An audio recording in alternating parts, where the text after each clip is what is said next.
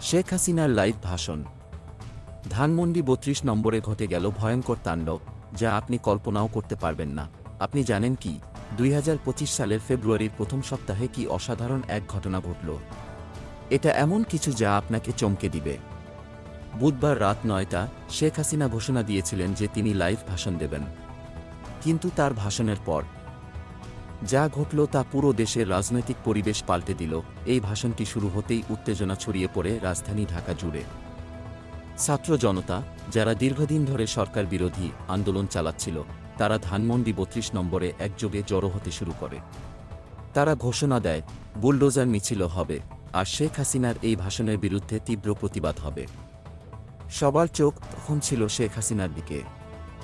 কিন্তু কে জানত এই ভাষণ শোনার পর ধানমন্ডি ৩২ নম্বরে এমন এক ভয়ঙ্কর তাণ্ডব শুরু হবে। ভাষণ শেষ হওয়ার কিছুক্ষণের মধ্যে ছাত্র জনতা ঐতিহাসিক বঙ্গবন্ধু ভবনে ঢুকে পড়ে এবং শুরু হয় এক অভূতপূর্ব তাণ্ডব। তারা প্রবেশদ্বারের সামনে শেখ মুজিবুর রহমানের মূর্তিটি ভেঙে ফেলে।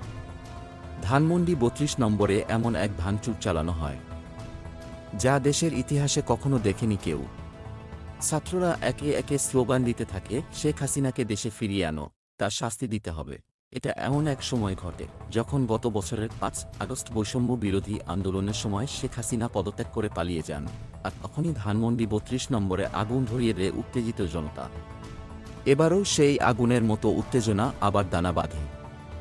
ছাত্ররা তাদের স্লোগানে আরও দাবি করে, কোনো ফ্যাসিবাদী চিহ্ন বাংলাদেশে থাকতে পারে না। এটি ছিল একটি মুহূর্ত যখন দেশের পুরো রাজনৈতিক ভবিষ্যৎ এক নতুন দিগন্তে প্রবাহিত হওয়ার প্রস্তুতি নিচ্ছিল।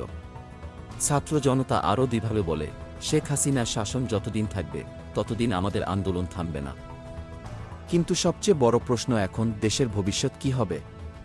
ছাত্ররা কি সফল হবে তাদের আন্দোলনে? আবার কি এক বিপ্লবের সূচনা ঘটতে যাচ্ছে? সারা দেশে কি এমন এক বিপ্লবী পরিবর্তন আসবে যা কেউ কল্পনা করতে পারেনি?